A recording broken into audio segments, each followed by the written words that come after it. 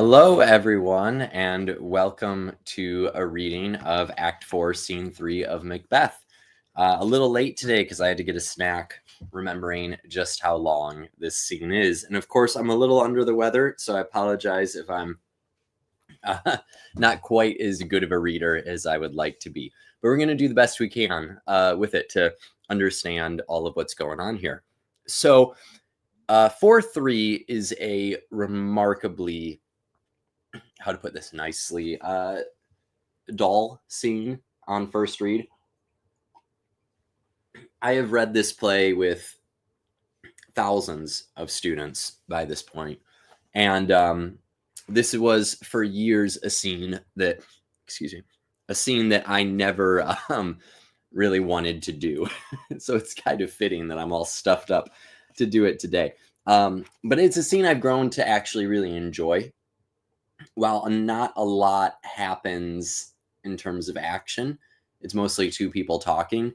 What they're talking about is really important. What Shakespeare is doing with the language is really interesting. And it's a scene that more than others I've discovered more and more as I've reread it, because it is a rather dense scene. It's been more rewarding to dive back in. So I'll do the best I can today and see if I can make this scene a little more palpable to some earlier readers out there. So here we go, 4-3. This scene takes place in England, where Malcolm has fled and Macduff is going to see him. And Malcolm says, "Let us seek out some desolate shade, and there weep our sad bosoms empty. Let us rather hold fast the mortal sword, and like good men bestride our downfallen birthdom. Each new morn, new widows howl, new orphans cry, new sorrows strike heaven on the face that it resounds as if it felt with Scotland and yelled out like syllable of dowler." And a dowler, I believe, is someone who, sorry, it's the sound of death, which is how I feel today, all of a sudden. Okay. I'm gonna have to edit this one a lot for the master cut at the end. So Macduff is talking about how bad things are in Scotland right now. That list makes things pretty clear. Malcolm says, "What I believe I'll wail, what no believe, and what I can redress, as I shall find the time to, friend, I will. What you have spoke, it may be so perchance, this tyrant, whose sole name blisters our tongues, was once thought honest. You have loved him well. He hath not touched you yet. I am young, but something you may deserve of him through me, and wisdom to offer up a weak, poor, innocent lamb to appease an angry God." So here we see Malcolm is not as trusting as he used to be. He's grown as a character, right? He says, "We used to think Macbeth was honest. You used to respect him a lot, and he respected you. How do I know that you're not trying to trick me to going back and winning favor with Macbeth by sacrificing me to him?" Right, the lamb and the angry God. Macduff says, "I am not treacherous, but Macbeth is. A good and virtuous nature may recoil in an imperial charge," meaning like you might be a good person, but Macbeth is your ruler, and when evil rulers give orders, sometimes good people do bad things. "But I shall crave your pardon. That which you are, my thoughts cannot transpose. Angels are bright still, though the brightest fell," right, talking about the devil, Lucifer. "Though all things foul would wear the brows of grace, yet grace must still look so. I've lost my hopes," says Macduff. So you see how short Macduff's lines are, right? He's just got half lines. Like, how could he possibly prove to Malcolm that he can trust him? "Perchance even there where I find my doubts. Why in that rawness left you wife and child, those precious motives whose strong knots of love without leave taking? I pray you, let not my jealousies be your dishonors, but my own safeties. You may be rightly just, whatever I shall think." So Malcolm says, for someone who's worried about Macbeth, you left your wife and children there. which sadly we know was a very bad decision on Macduff's part. Macduff says, bleed, bleed, poor country, great tyranny, lay thou thy basest shore, for goodness dare not check thee. Wear thou thy wrongs, the title is afeard. Fare thee well, Lord. I would not be the villain that thou thinkest, for the whole space that's in the tyrant's grasp, and the rich east to boot. So Macduff gives up. He's going to leave. He says, all right, I can't convince you, but I'm not a villain. I'll go. And Malcolm says, be not offended. I speak not as in absolute fear of you. I think our country sinks beneath the yoke. It weeps, it bleeds, and each new day a gash is added to her wounds. I think withal there would be hands uplifted in my right, and here from gracious England have I offer of goodly thousands. But for all this, when I shall tread upon the tyrant's head or wear it on my sword, yet my poor country shall have more vices than it had before, more suffer and more sundry ways than ever by him that shall succeed. So that's a confusing line, right? He says, Malcolm says, one of the things I fear is that whoever takes over after Macbeth will be even worse than Macbeth, right? He's like, I've got, the people would support me and I've got the support of England, but the next ruler could be even worse than Macbeth. And this is obviously a little shocking to Macduff and the readers. Who could be worse than Macbeth? Or who would Malcolm think is worse than Macbeth? So Macduff asks, what should he be? It is myself, I mean, and whom I know all the particulars of vice so grafted that when they shall be opened, black Macbeth will seem as pure as snow, and the poor state esteem him as a lamb, being compared with my confineless harms. So he says that I will be the next ruler, and I know myself well enough to know that I will be terrible at this. I will make Macbeth look good.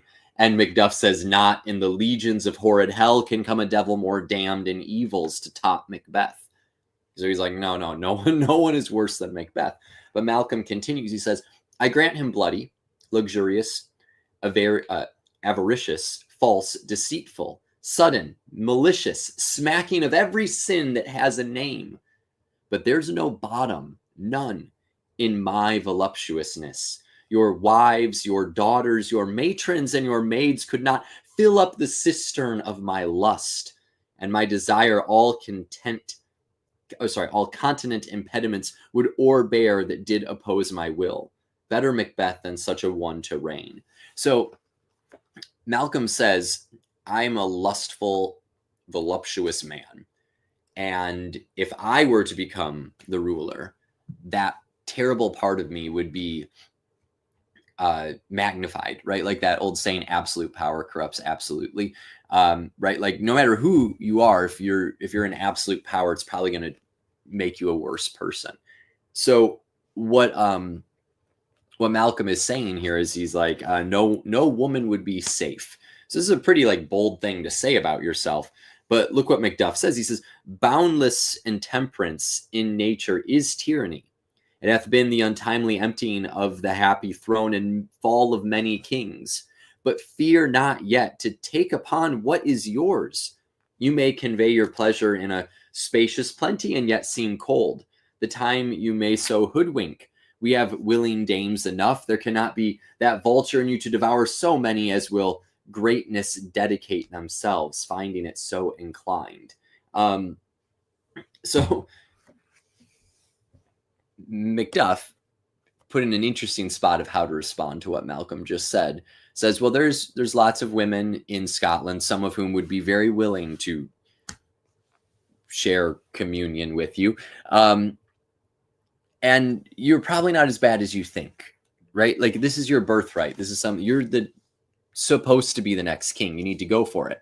But Malcolm continues. He says, with this, there grows in my most ill-composed affection such a staunchless avarice that were I king, I should cut off the nobles for their lands, desire his jewels and this other's house, and my more having would be as a sauce to make me hunger more, that I should forge quarrels unjust against the good and loyal, destroying them for my wealth.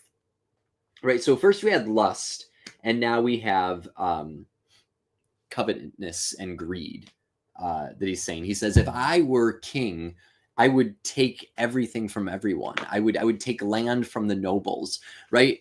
Even in the old monarchs of Europe, it wasn't like the kings had 100% power unless they went like full Macbeth, because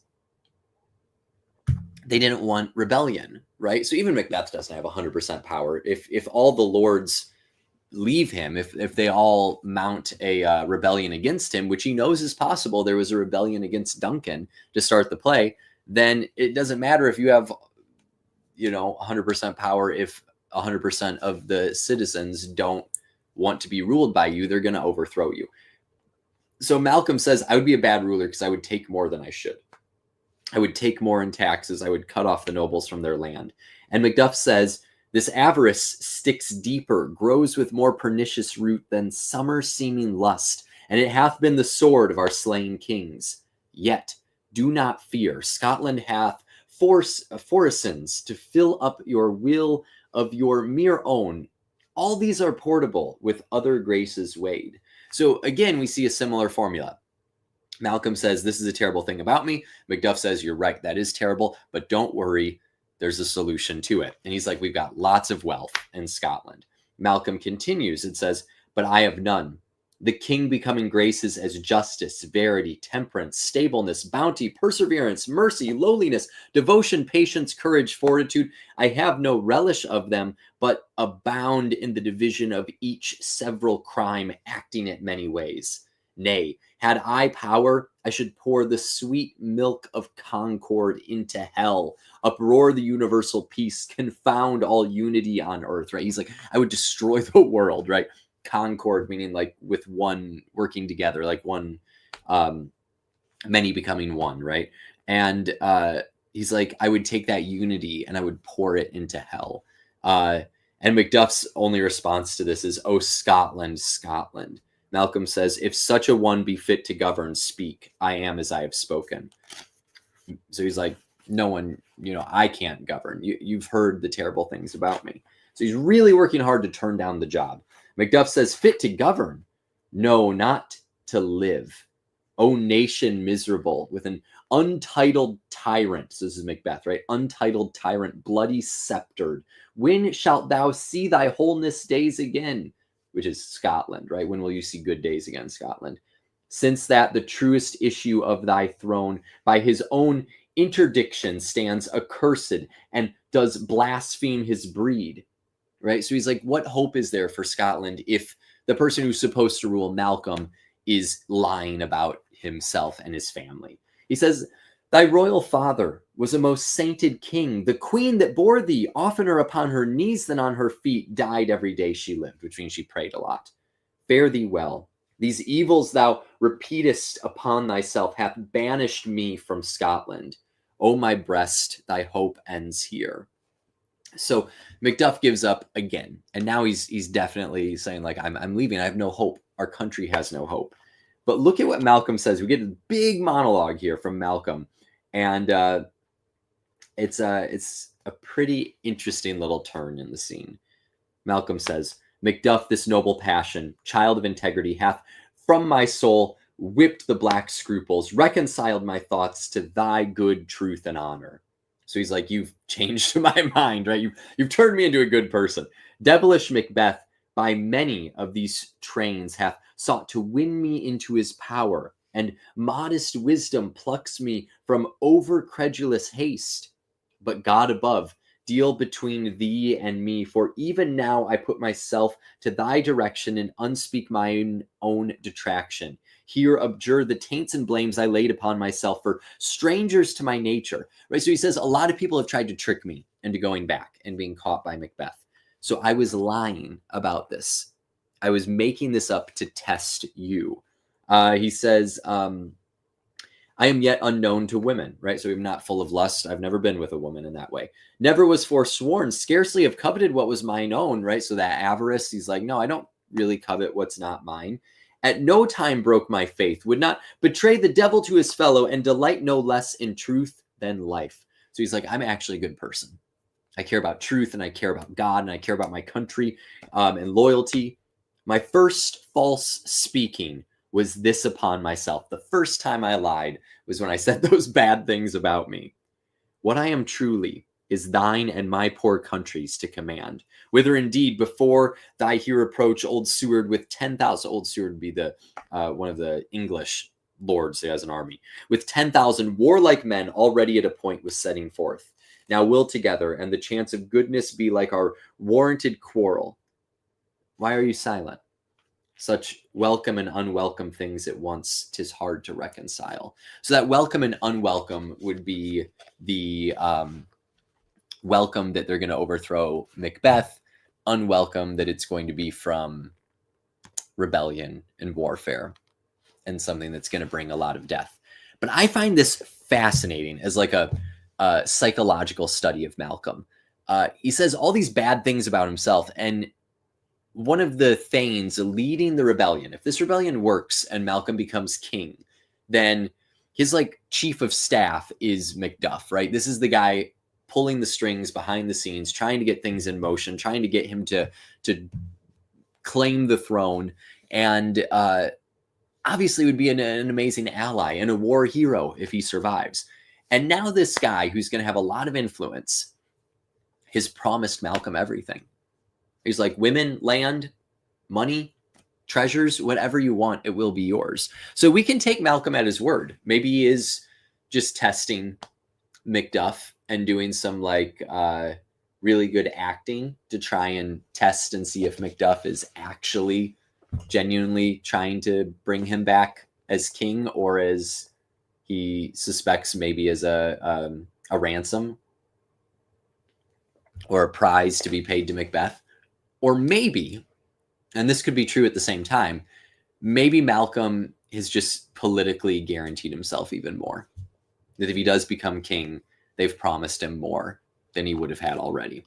It's very interesting to think about in a play where lots of people are striving to obtain power, right? The Akira Kurosawa take on this play, Throne of Blood, is often the translation of the time. I think the actual title is like Spiderweb's Castle, but it's often called in English Throne of Blood. And, you know, it's because a lot of people are dying over this throne. I think there was like an HBO show that had a similar sort of theme. You've probably heard of it. Anyway, let's continue here. This is the part of the scene that's probably the most like, not really that important in my opinion, but we'll read it for the sake of completion. Enter a doctor. Well, more anon comes the king forth, I pray you. Aye, sir, there are a crew of wretched souls that stay his cure. Their melody convinces the great essay of art, but at his touch, such sanctity hath heaven given his hand, they presently amend. I thank you, doctor. Doctor exits. So they're talking about the king, which I believe is Edward the Confessor, if I'm not mistaken, the King of England. And the doctor says, when sick people are touched by the king, they are cured. So he's got like Jesus powers. Macduff says, what's the disease he means? 'Tis called the evil. A most miraculous work in this good king, which often since my here remain in England, I have seen him do. How he solicits heaven himself best knows, but strangely visited people, all swollen and ulcerous, pitiful to the eye, the mere despair of surgery, he cures, hanging a golden stamp about their necks, put on with holy prayers, and 'tis spoken to the succeeding royalty he leaves the healing benediction. With this strange virtue he hath a heavenly gift of prophecy, and sundry blessings hang about his throne that speak him full of grace. So basically the King of England's amazing, right? He's an awesome guy. Of course, this play is being written for the current King of England. He has, you know, Scottish connections too, obviously a Scottish guy, but he's the King of England. So we get this like antithesis to Macbeth. Evil king with Macbeth, perfect king with England. And it's probably, in my opinion, Shakespeare again being politically savvy in this play to make sure he's making it clear to the king that he loves him, right? He loves the king. Please don't imprison me for this play, King. Right? So now the scene really picks up, the most memorable part of the scene as we move forward. Ross enters. Macduff says, "See who comes here, my countryman, but yet I know him not. My ever gentle cousin, welcome hither. I know him not," which is kind of funny, right? He walks close. He's like, "I don't know who that is." "Oh, yeah, now I know. Good God, betimes remove the means that make us strangers. Sir, amen.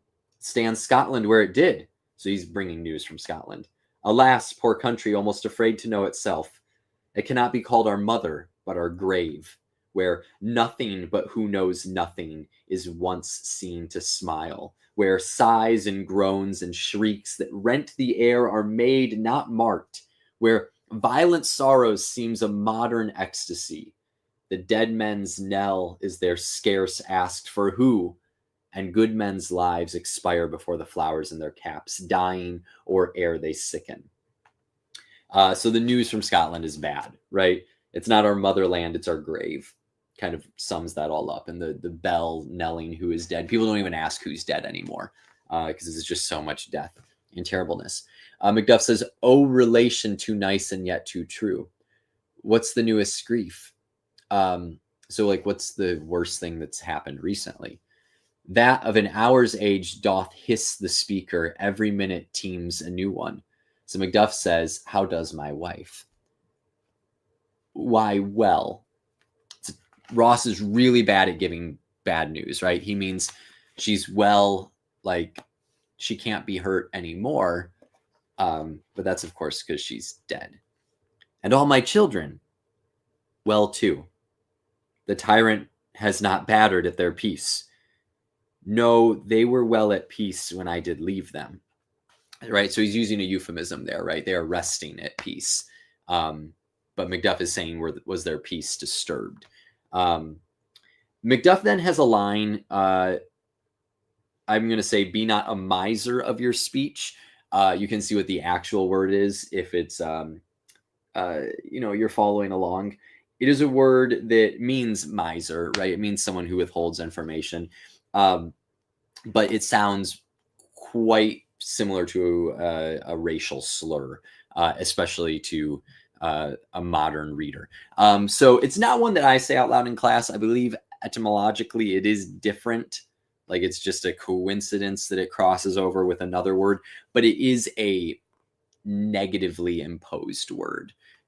So in that sense, I think it's one that a lot of modern speakers shy away from. And as myself, as a white man who does not, have words like this thrown at him that it can be used to abuse and deject and try and dehuman, I try and be just extra cautious and careful. And it's actually, as a teacher, it's a good teaching opportunity to talk about language and how it changes, but also some of the injustices in those root words. Again, I don't think it's necessarily this specific root word, but there's a lot of words that share that root.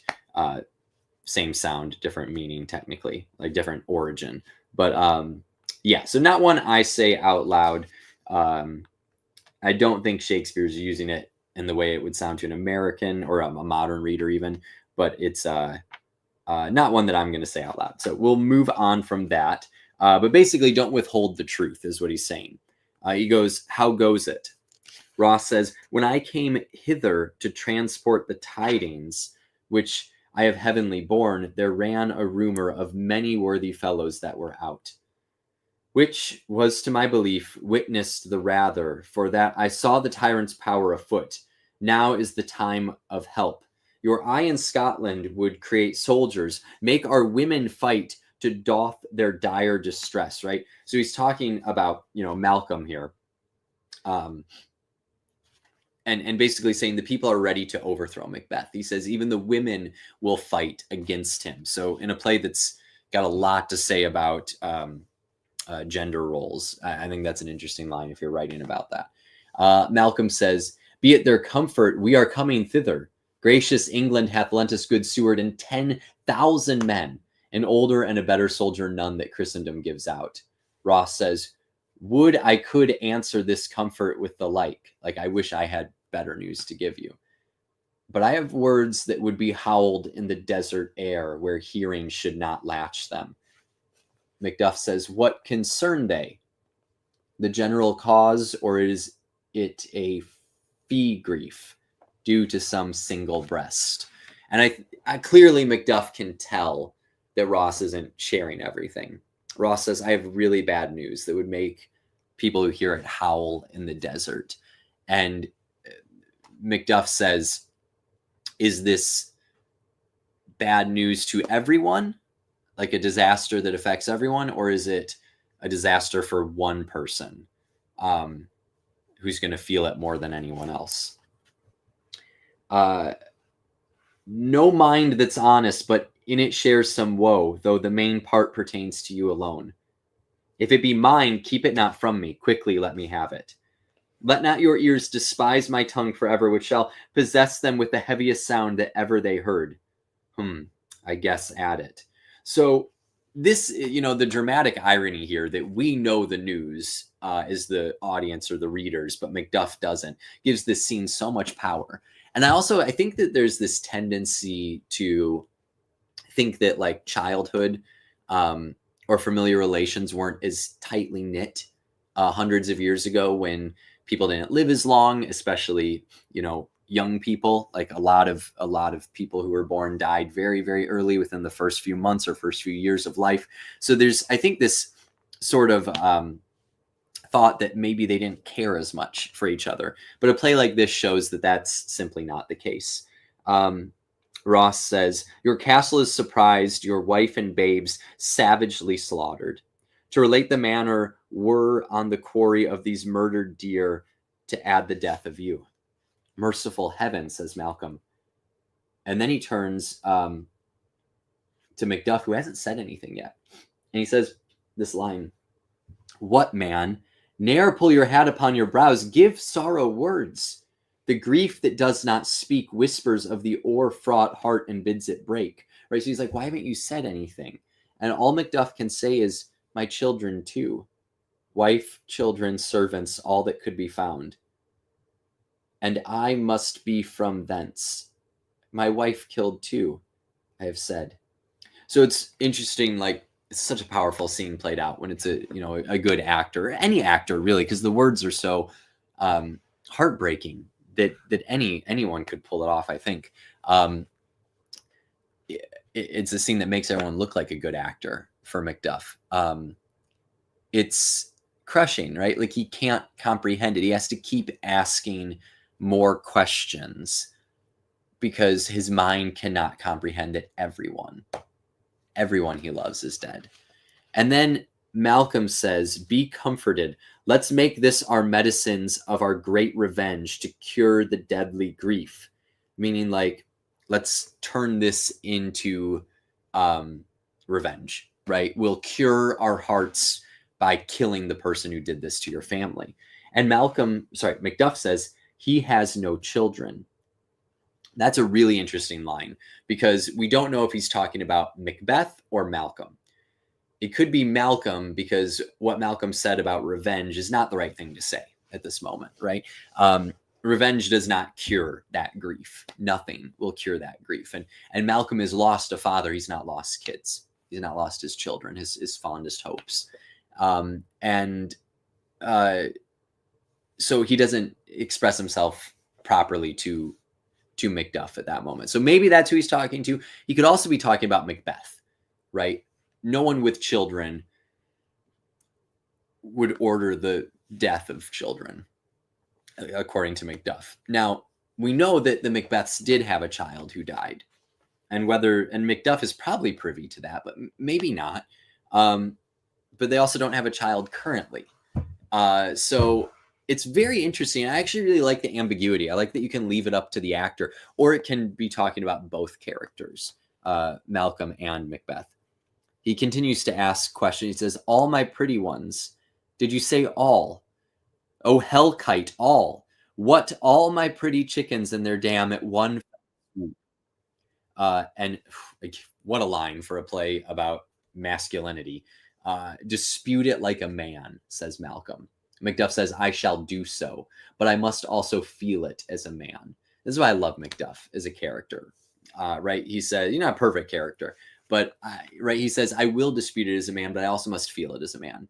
That being a man isn't just the actions you take, it's the emotions that you have. And allowing himself to grieve for what's happened, at least for a little bit. He kind of shakes it off in a couple lines, but at least for now, he does allow himself to grieve and feel this heartbreaking news. I cannot but remember such things were that were most precious to me. Did heaven look on and would not take their part? Sinful Macduff, they were all struck for thee, not that I am, not for their own demerits, but for mine fell slaughter on their souls. Heaven rest them now. So he asks, did heaven watch it happen and not stop it? Which is a similar language to when Lady Macbeth says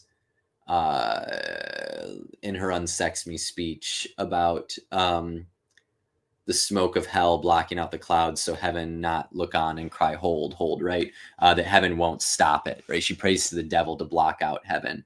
A lot of talk about like God's role in all of this, or lack of action at times, it seems, right? And for a society that believes in the divine right of kings, that if you are a king, it's because God put you on the throne, you know, that might be a bold question to ask, but it's certainly an understandable one to anyone who believes in any sort of benevolence in the universe. Why do these terrible things happen? They're questions that humans have always wrestled with. But he says, heaven rests them now. Malcolm continues to try and spur him on to revenge. He says, be this the whetstone of your sword, right? Like sharpen your sword with these words. Let grief convert to anger, blunt not the heart, enrage it. And Macduff says, oh, I could play the woman with mine eyes and braggart with my tongue, right? That part I'm kind of like, okay, Macduff, all right, you just said a nice thing about men feeling things, and now you're like, oh, I could be a woman and cry about it.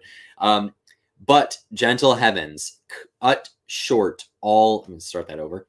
But gentle heavens, cut short all intermission. Front to front, bring thou this fiend of Scotland and myself within my sword's length set him. If he scape, heaven forgive him too, right? Like he's like, all right, I'll go kill this guy for what he's done. He doesn't just want Macbeth dead. He wants to be the one to kill him. And Malcolm says, this tune goes manly. Come, go we to the king, meaning the King of England. Our power is ready. Our lack is nothing but our leave. Macbeth is ripe for shaking, and the powers above put on their instruments. Receive what cheer you may. The night is long that never finds the day. So this act ends with a call for war. And Malcolm is clearly, in his mind, fully trusting Macduff now. Macduff suffered the worst of Macbeth's evils. So he fully trusts him here. And that ends Act 4. It's a difficult act, I think, because it's got those two really long scenes. It's got difficult subject matter that's seen on stage and talked about. But it's an important one. I hope these videos helped. And now that we're moving into Act 5, we're going to see a lot of scenes, but they're really short. It's almost like in the movie, the camera is cutting more. Like the editing of the film is like cutting more, like bouncing from spot to spot to spot to spot, as opposed to long takes like we see in this scene here. So it really does pick up, and it's going to move pretty quick as we get to the conclusion of this play. And there's a whole lot to play out still. So thank you so much for watching. Hope it was useful for you. If you're interested in getting something to write in, some notebooks, I'm going to talk about the, like, I don't know if this is the original field note, but it's the one people like think of quite often, which is the pitch black, which is back in stores now. So this is a great field note. I've had this particular one since 2018. So I've almost filled it up. But it's a wonderful, very stylish, just black little notebook. So if you want one, there's a discount code down in the description. Helps out the channel, and hopefully helps you take more notes and write some great things down. And you get nice 3-packs of them. So they're very affordable. So it's not a lot of pressure, right? It's not a notebook that you feel like you can't touch because it's so beautiful, or how would you possibly fill it up, right? I just love having them around. So I'm constantly writing things down to help with idea generation and remembering things and chronicling different parts of my life that I want to remember. So anyway, hope that's interesting to you. Hopefully the video was helpful, and I'll see you in Act 5. Thank you so much for watching, and happy reading.